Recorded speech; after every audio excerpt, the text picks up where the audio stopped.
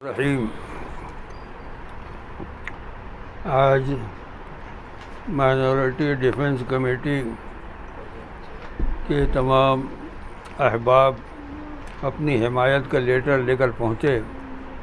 मौलाना Mohammad woman साहब के मौजूद न होने की वजह से उनकी हिमायत का लेटर मैंने मौसूल किया है और मैं शुक्रगुज़ार हूँ इन तमाम हज़रात का कि बहुत अहम मसले के लिए इन हज़रात ने अपनी हिमायत का ऐलान किया है और इंशाअल्लाह इसके दूर रस नताइज ज़ाहिर होंगे।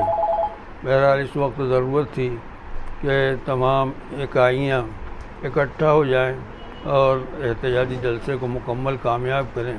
अल्लाह की ज़ात से उम्मीद है कि जिस अंदाज से लोगों का इस एहतजाजी प्रोग्राम में शिरकत हो रही है उसकी वजह से इंशाअल्लाह ज़रूर कामयाबी मिलेगी।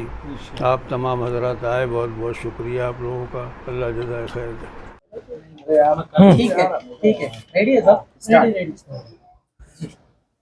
आज माइनॉरिटी डिफेंस कमेटी की जानिब से माइनॉरिटी डिफेंस कमेटी के ज़िम्मेदार मोहतरम जनाब शेख आसिफ साहब और कोऑर्डिनेटर मुस्तकीब डिग्निटी साहब की ईमा पर एक लेटर जो all India Muslim personal law board का इजलास मालेगांव शहर में हो रहा है, जिसमें खालिद सैफुल्लाह साहब रहमानी जो all India Muslim personal law board के सदर है वो बनफ्स नफीस यहाँ पर तशरीफ़ ला रहे हैं। उस तहरीक की अहमियत के पेश नज़र मालेगांव डिफेंस कमेटी ने उस तहरीक को पूरी हिमायत देने का ऐलान किया है।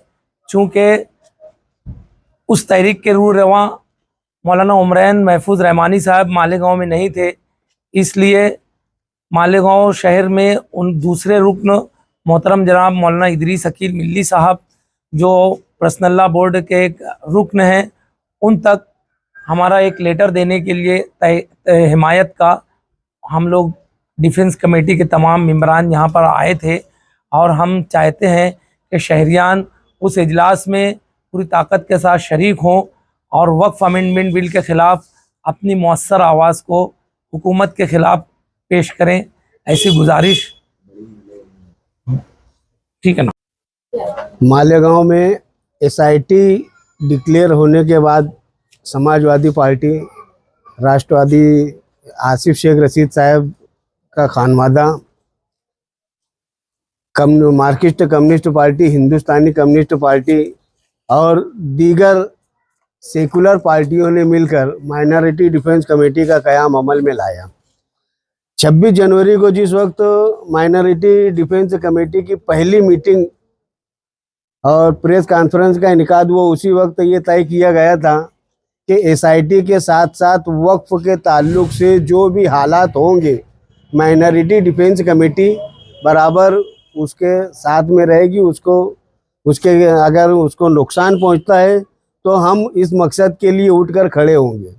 इत्तेफाक से पूरे मुल्क में आज वक्फ का जो नया कानून बना उसके खिलाफ माहौल साजगार हो रहा है, लोग उठ खड़े हो रहे हैं और हमारे मुकामी सतह पर वक्फ all India Muslim personal law board के जनरल सेक्रेटरी मालेगांव में क़याम रखते हैं और उनकी ही रहनुमाई में 29 तारीख को all India Muslim personal law board का जलसा खालिद सैफुल्लाह रहमानी साहब के क़यादत और सदारत में हो रहा है। और उसके लिए ज़रूरी है कि जब हर तरफ से हिमायत मिल रही है तो डिफेंस कमेटी का अव्वलीन मकसद था वक्फ की इमलाक को बचाना, उसको तहफ़्फ़ुज़ फराहम करना।